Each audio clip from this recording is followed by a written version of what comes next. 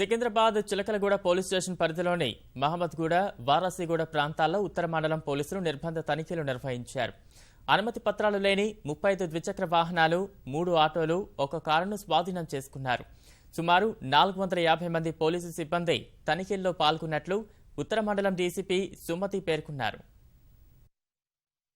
Hyderabad cap application use చేసుకుని ప్రతి ఇంట్లో వెహికల్ ఓనర్ అని చెప్పబడే వ్యక్తికి అది సరిగా ఉన్నదా లేదా అన్నది చెక్ చేసుకుంటున్నాము. అదే కాకుండా ఫోన్ నంబర్స్ ఆఫ్ యంగ్స్టర్స్, తర్వాత ఎవరైతే కరెక్ట్గా వాళ్ళ అడ్రస్ చెప్పలేకపోయారో, పని చేసే చోట చెప్పలేకపోయారో అలాంటి వాళ్ళ ఇచ్చిన ఫోన్ నంబర్కి మన డేటాబేస్లో కరెక్ట్గా ఉందా లేదా, అదే మనిషి ఫోన్ క్యారీ చేస్తున్నారా లేదా అన్నది చెక్ చేయడం జరిగింది.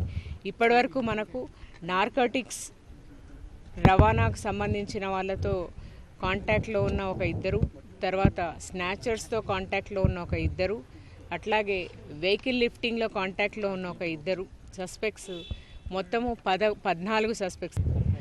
వీళ్ళని 14 మంది సస్పెక్ట్స్ని మనము ఇక్కడ తీసుకోవడం జరిగింది. And it will continue for some more time.